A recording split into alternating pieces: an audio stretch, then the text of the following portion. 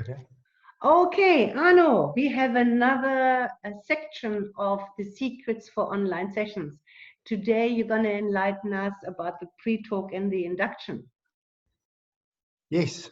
Okay, jump right in. Give it all to us. Right. Okay. Well, now I'm thinking in terms of the pre-talk, what's important for you as you go into it is just to keep a few things in mind. And one thing I've noticed is that for some reason, clients tend to want to speak a lot more on these video sessions. I don't know what that is. Maybe it's because they're in their comfortable environment, or maybe it's an association with being on the phone or something. But what I found is that some clients will just keep talking. They won't shut up. And you know as well as I do, that can be a big problem, when you have a certain time frame to achieve things. So what you want to do is you want to just kind of take control of the session and, guide the client. So first off, that little write-up that SAIH recommends that you get from your client before the session, I think that's very important because, that helps you save time, and it can also help you get your client to focus. I just don't know what it is for some people. They just want to chat and chat and chat more than when they're in your practice. So it's a fascinating phenomenon. Could it not be that perhaps because we know how very important rapport is on all levels, that maybe there is an added need for rapport, and that's why the client is more inclined to speak more or linger in that phase longer, because it's possible. It's easier to get rapport when you're in the same room because there's more senses that can get involved. And you do feel it, especially with a stranger, you feel a sense of disconnection when you only can go with the sense of sight and hearing, Yeah. So for that, in my terms, I would call it an energetic connection. It might take a little longer. Maybe that's why they're lingering. That makes sense. That makes sense. Although I found this even with clients I've seen many times, in my practice, and then on the video calls I want to chat more, and that's fine if you have time for it. If you have availability in your session time. I don't know about your sessions, but my sessions are so packed that I don't actually have a lot of extra time, for chit-chatting. We build the rapport, but we get things done and we get going because else we run out of time. So that's something I feel is very important. And then also, we've spoken about the technical side about how you position yourself. But I do recommend that you put yourself in a way, almost like I am right now, where you just have your head, right? Or like a small piece of your upper body like that maybe. But the same for your client. And this is very, very important, Claudia, because you need to calibrate on that emotion so finely. Yeah. And unfortunately, with the quality of the connection, with the video often not being that clear, if you have too much of a person, then you're not going to see those minute little changes in facial expressions. You're going to possibly miss important information. So you want to educate your client to just put it close enough so you can see at least their face. Obviously, if that connection is so beautiful and you've got a nice big screen in front of you and you can get a lot of detail of their posture and their upper body as well, then it's good. Generally, I've found that if you do that, though, you're probably going to miss information. So that is very, very important to just have your client like that.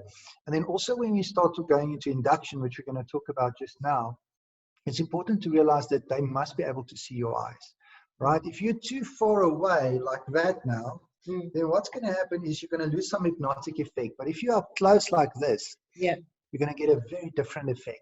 And we're going to, just now when we get to the induction, we're going to talk about that. Yeah, right. I can feel that pull already when you remove yourself and when you come closer. Yeah. Instantly. So that's a little trick. And even in your language, in your tonality, I know not everybody has done the conversational hypnosis course where we focus a lot on tonality, but what you want to do is, if you want to emphasize certain words, if you want to be more powerful in your suggestions. Bring yourself closer to the screen when you say them, right? Because then the client, the volume will increase and client will tend to have more of an impact. That's right, just like that. Yes. Yeah. And if there's too much small talk and the client's just talking, like, just kind of go like this. Yeah. And then that kind of sense that there's almost a little bit of a break in the connection, almost that fractionating rapport. Yeah, important concept in this. Yeah, so it's context. the leaning into your client to encourage, yes. and the removing myself to a degree because you swearing away from the actual topic. Yes, makes sense. Yeah, exactly. It's a nice little tool that you can use. Okay, so I think that's a nice starting point. And what I also want to mention is that with your training at SAIH, right, you've got everything you need to be able to do online sessions. You already have it. If you've done our training, you've got it, right? It's just what we're going to do now is we're just going to emphasize certain areas. There's not much new information. It's in actual fact just kind of focusing on which areas you need to lean on a little bit more to be more effective in your online sessions, if that makes sense. absolutely. Right. So what would be the first point? So let's quickly just talk about eye contact, right? Now, what's very, very important when it comes to working with your client is you do not want to keep permanent eye contact, right? This is weird. And it also has the effect that the client cannot go into their mind and narrate their experience. So you have to break eye contact, right? So I don't know, for some reason, some people think when there's a screen involved, you have to kind of look at this like this all the time. And it's actually not ideal. So what you want to do is you want to constantly break eye contact so the client can actually go inside, feel the emotion, and get the words out. But in order for you to break eye contact, you need to have a reason. And what we use is we use our clipboard and writing, right? There we go. It's our trusty little friend. So what you want to do is you want to sit like this and constantly write. Now, if your client doesn't know that you are writing, the fact that you are sitting like this is weird, right? So you need to constantly, as you're talking to your client, say things like, I'm just making a note, or every now and then what I'll do is I'll actually lift their papers up like this so they can actually see that I'm busy writing, or I will lift my pen and I'll go like that.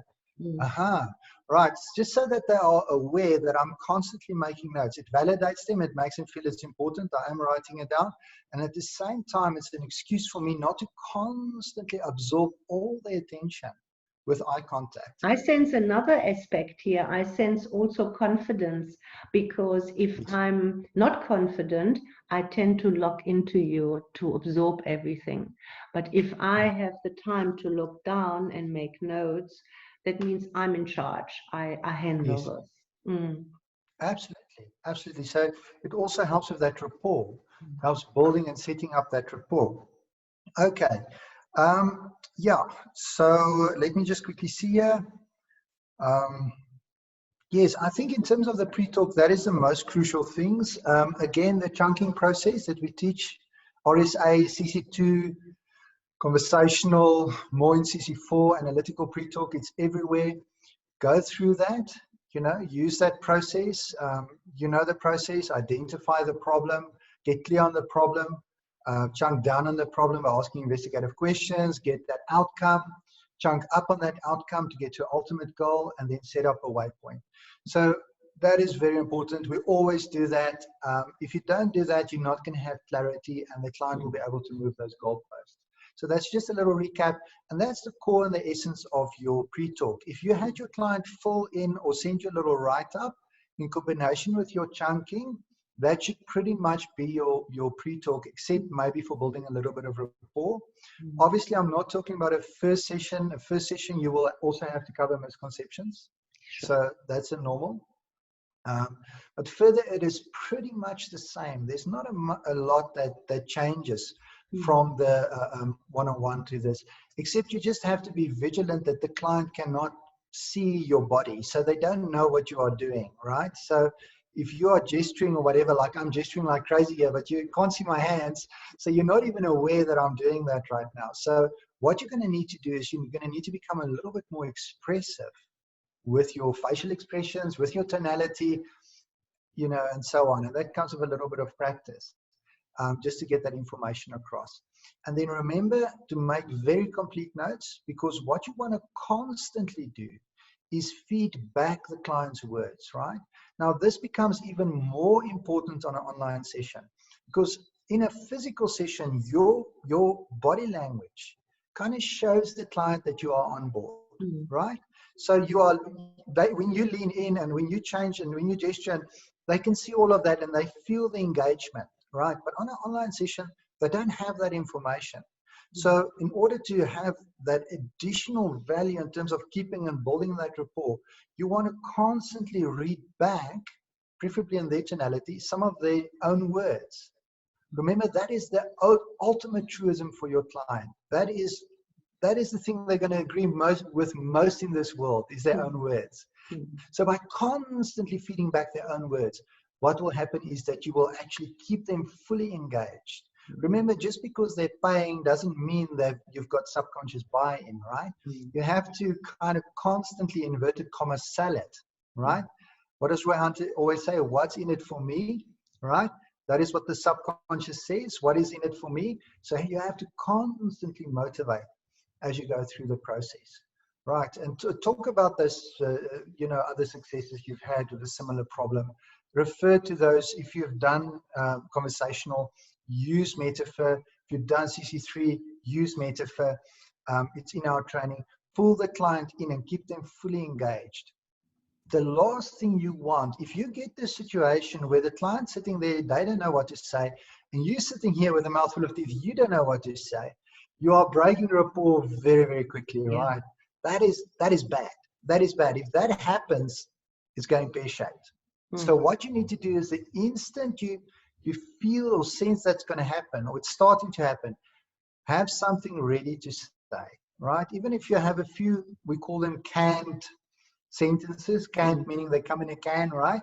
A few sentences that you just kind of go into and you just keep the client engaged. Again, if you've been making complete notes, that'll never happen, because you just go back and you just say something like, okay, I just want to make sure of this. And then you take your clipboard and you say, so what you're saying is, and then you read back the exact words. You will light up the same neurology for that client. They will get pulled into the experience all over again. And there you go. And it will flow again. Right. Yeah. I get like that. I said before. Yeah. Go for it. You probably come to that, but in a session that you do in your therapy room, for me, and that's how I teach it, is when you feel that the pre-talk time is over, I normally offer my client a bathroom break. And I don't know, do you do this with online sessions too? And what are the dangers of them being distracted by their ordinary life? Yeah, it's a problem.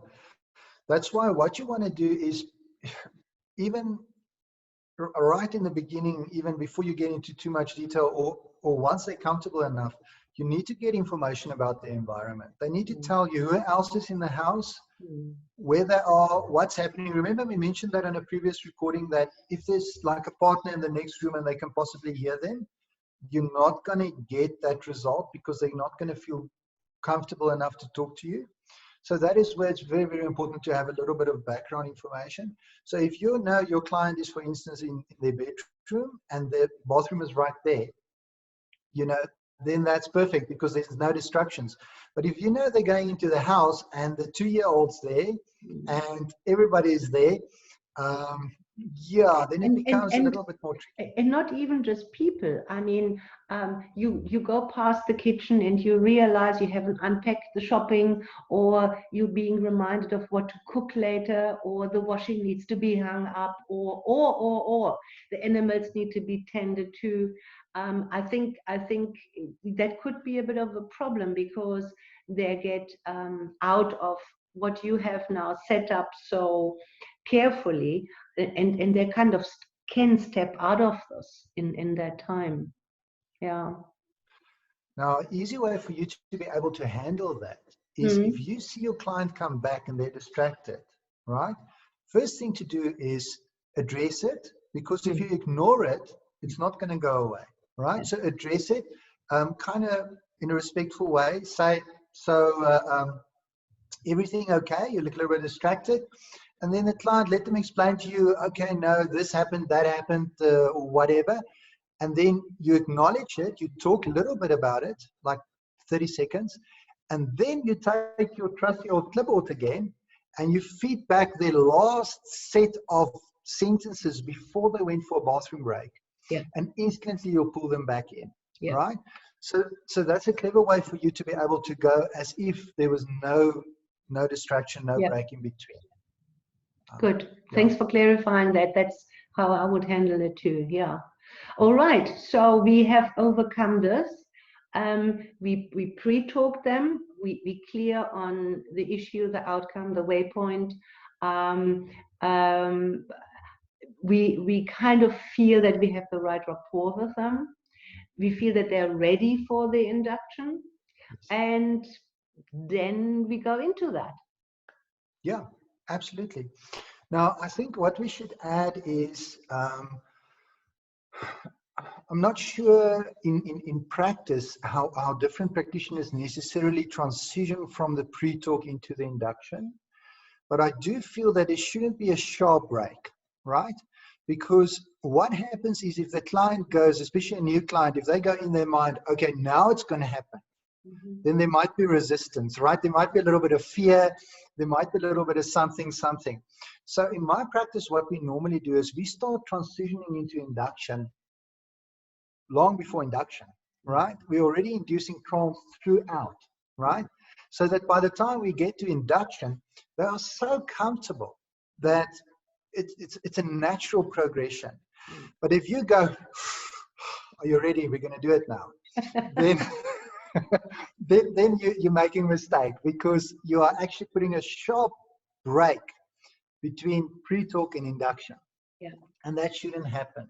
Yeah. It should be a natural flow. It should be something that the client almost transitions into effortlessly.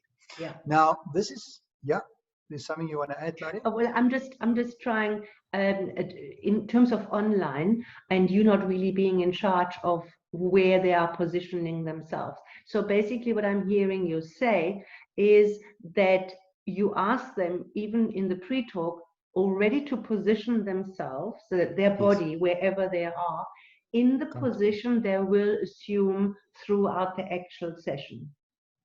Yes.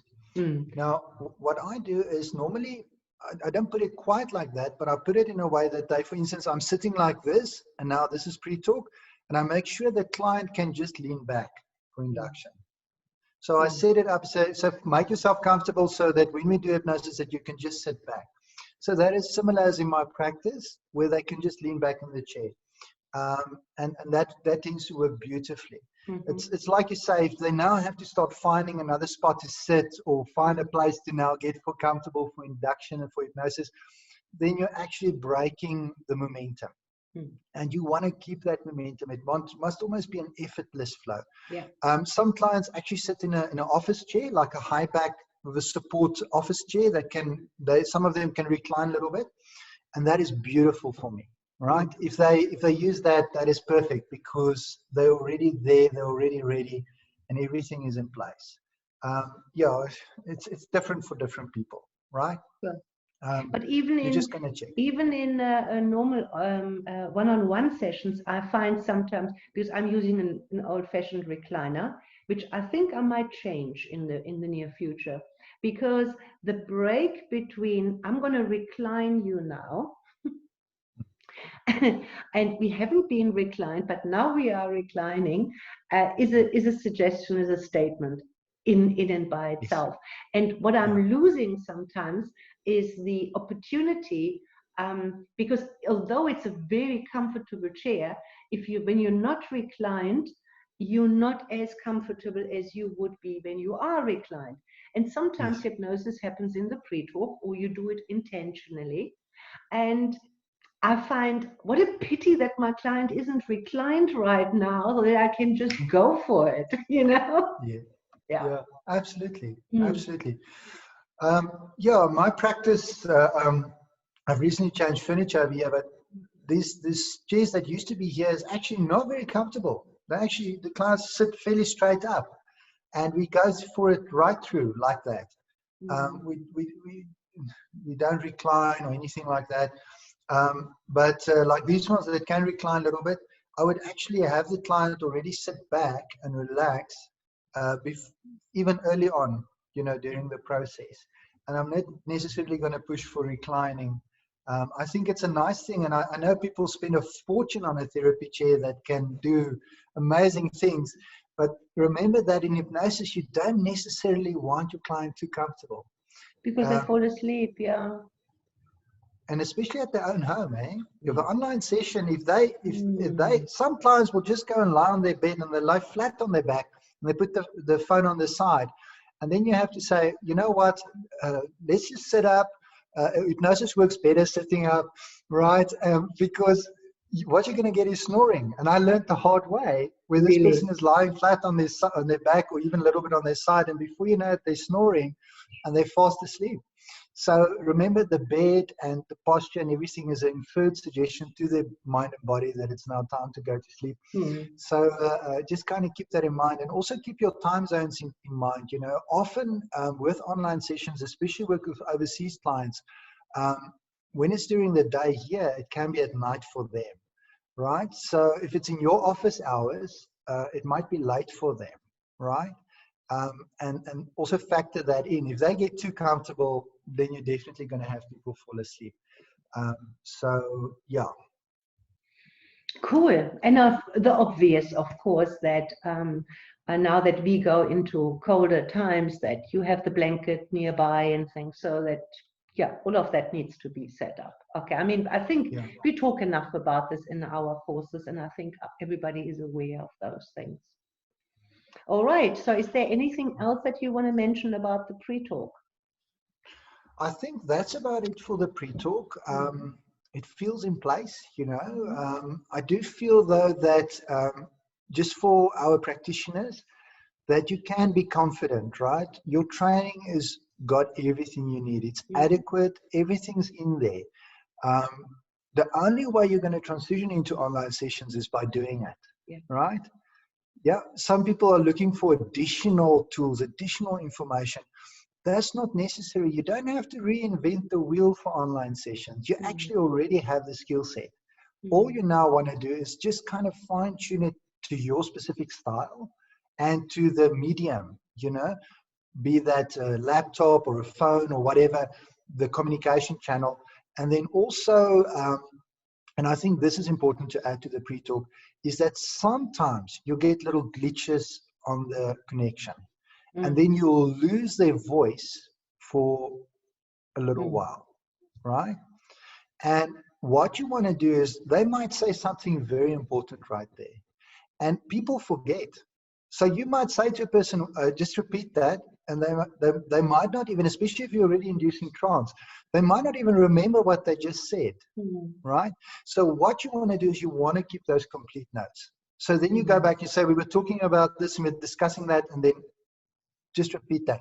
So you get that information, especially if you see emotion, right? If you see emotion and you ignore information, you're actually screwing up. So you want to have that detailed information around emotion. So watch them very, very clearly and calibrate on that emotion. And just like in your own practice, make sure they have tissues handy, right? They need to have those tissues handy, because people often forget that. Lots of people don't even have tissues at their own home. So then whatever they're comfortable with, toilet paper, kitchen roll, whatever. Yes, anything.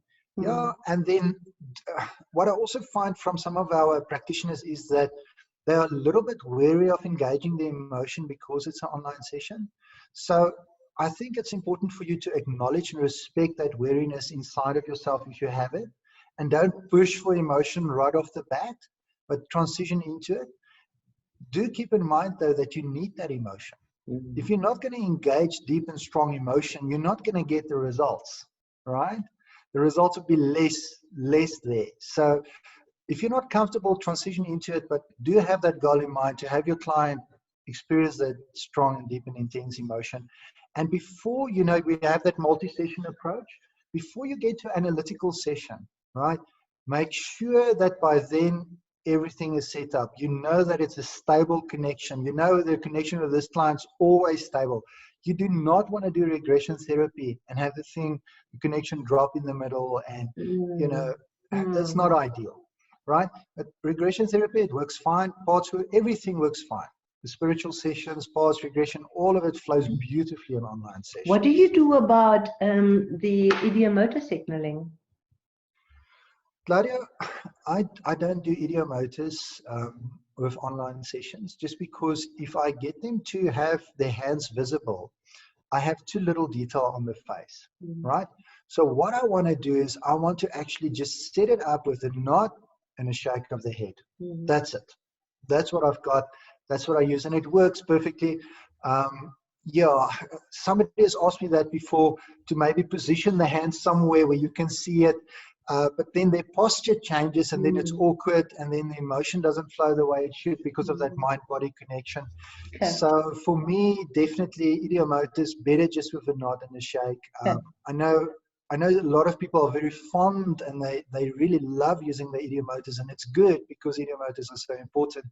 And yet, this is one area where you're going to have to make a sacrifice, in my opinion. And then also when it comes to induction, obviously you can't do physical deepness, right? You can't do arm drops. I had somebody ask me, can you have the client drop their own arm, right? Interesting things like that. No, you're going to have to do away with the physical ones. It becomes more linguistic. So it's more linguistic processes, all of it, which is more conversational, right? So that's why conversational hypnosis is so completely tailored for online sessions, because it's almost like it just flows. the students also learn this basically in CC3 when we do group inductions. Exactly. If you use group inductions, you just use those powerful suggestion sets, and you create scripting as an induction. That's linguistic, right? Because groups are also linguistic most of the time. So you can absolutely do that. So what we want to do here today is we want to talk a little bit about a pre-induction, right? So we're not going to teach induction on the online sessions because you've got the information, you know how induction works. Just want to say that, for instance, if you use the mastermind induction, do away with the arm drops. So still do the whole first part, the eye test, very, very important. Watch them very closely. That's another reason why you want their face close to the screen, where you can actually see, because sometimes this movement is so minute. If they're this far away, you won't see it. They literally need to be about this close for you to be able to see that eye test. And that eye test is very important for us, right? In the induction. And then your 3 visits to Bernheim, your fractionation deepener, works beautifully. You can't use your hand now, but you can just use your language. Open, that's right, close your eyes and go deeper, right? Just like that. So you can still do your fractionation. That works 100% fine. And then you just transition from there. You can use any kind of deepener you prefer, staircase, whatever, and then you'll test for somnambulism. All of that still works fine. It's basically just your arm drops, and then actually having your hands in front of the client and also like rocking and so on. And then be careful with your snapping, right? The snapping doesn't always go across the connection in the right way. It sometimes doesn't sound like a snap. I don't know, does it sound like a snap your side at the moment? It sounds not really, no. Yes. So it hasn't got that same. I'm not a good snapper. I've never been one, but it loses that impact. It sounds like an odd sound. Yeah. Yes. So be careful with your snapping. I've noticed the snapping doesn't always fly. It's like the clients don't necessarily recognize it for what it is. So you're going to have to preempt everything with your voice. it's completely linguistic now, right? So your physical elements are no longer going to be there. But it's and something that yeah, sorry. No, I'm just thinking back, even if people haven't done the conversational course, we discuss all of that in CC3, because you don't really do a group induction snapping your fingers or things like that. But we only have like 9 minutes left, but is it possible to use other sounds like, I don't know, a singing bowl or anything else? Would you recommend that, or would you rather say no, stay away from that and just do it just linguistic? I'd stay away from it, just because with your language, with your words, something interesting happens that the mind can put it in context. So even if a word comes out weird because of the connection, their mind will still be able to put that sentence and that word together. But when you have a weird sound with a different frequency, remember, all of these devices are built around the voice frequency. So they allow the voice frequency through and they block other frequencies. So if you have a high-pitched sound or too low a sound or whatever, then most probably the hardware is going to block it or influence the way it goes through. And then secondly, if it is in the same normal tonality range as our voice, then it will probably go unnoticed. Right? And that brings me to another question. Sorry for keeping, I hope there isn't much more to say, but what about background music? I thought so. That chows up all your bandwidth. So now what happens is, because remember, with these connections, you've got a certain amount of download speed and upload, and the upload is normally a lot slower than less than the download. So now what happens is, if you're playing background music, then that has to go across that link, and vice versa. If they have background music, you're going to get it, which means now some of the bandwidth that could be valuable suggestions being used by the sound, by the music, and now you'll get a lot more distortion, right? So it's an unfortunate thing, but no background music. No, but I mean, we haven't mentioned it before, and I thought it was worthwhile mentioning.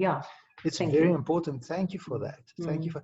You see, the problem with doing something for so often and so long is you kind of just get so used to it and take for granted certain things that but that is very, very, very important. Yeah, but you also, if I'm correct, you also a practitioner of. Can I say you have a minimalistic style in practicing, whereby other people, they have the candles and the incense and the this and the that, which sometimes might be better, might be more important for the practitioner than actually for the client. Stay calm. It puts you in the mood, in the energy, in the frequency. Okay, so we've got 5 minutes left. You want to talk about the induction a little bit more, or what else? What do you want to use this time for? Claudia, I think it's a good time to just cover the pre-induction quickly that I was talking about, just because with that then and everything we've covered so far, our practitioners will have a complete picture, right? I think in terms of the actual session itself, it stays the same, except for the little things we talked about today. Even trans-termination, even post-talk, they stay the same. There's not a lot of difference. We can see if we can make another video of that if there is enough demand for it. Let's see how the forum responds. Although for me it's so easy, right? So what I just want to talk about quickly is a pre-induction, and that is leading up to the induction, right?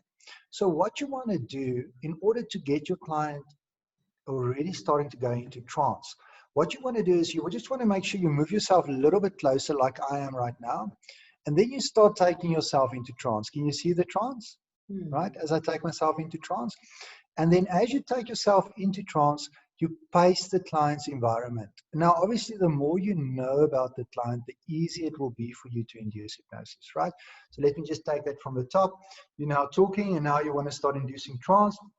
Then you say something to the client like, right, so as you are sitting there, listening to your voice, my voice, becoming more and more comfortable, we are here today doing the session for a reason. And just for a moment, just for now, allow all the sounds in the background, be it the sounds over there or the sounds over here, to become unimportant. And all that is important right now is my voice. As you focus your entire attention on my voice, Oh, I maybe can feel allow the your pull, yeah. attention to drift. You feel the pull? Yeah. And allow your entire attention to move to your body, noticing your posture, maybe your feet resting on the ground, your hands in your lap. Just become aware of your breathing and noticing the in-breath or the out-breath and the in-breath. Or maybe the little gap, the little moment of silence between the in and out-breath. And as you allow your attention to drift right into that right now, you can allow your eyelids to close down as you allow my voice to guide you. Right? So that is just a little pre-induction, just a little preparing them for induction, right? Nice. So yeah, instead of look at my fingers. Yeah. I think many of our more experienced members may have in any way changed their induction and not always use fingers, and they might be quite more comfortable using linguistic ways. Yeah. Yes. Which can be sometimes more elegant, but you have to have a starting point somewhere. Yeah. That's awesome, Arno. Thank you, Claudia. And then definitely remember you want that eye strain. So if you are not doing like I just did, where you just let them close their eyes, let them look up just to get that eye strain. That could be equivalent of looking at my fingers. Just a little kick off. Yeah, that sounds awesome. So what I suggest we do is we publish this and we hear the feedback, which so far has been quite tremendous. And we'll hear from our members whether they want, maybe now after this publishing, a webinar and questions and answers might be the right thing to do. Little niggly things that are important for some people. So let's see how it goes. But I thank you so much for this, to giving it so freely to all of us. And I'm going to render this and publish this and do my thing. And we're going to have this live in no time. It's a pleasure. Thank you, Claudia. All right. Thank you so much. Huh?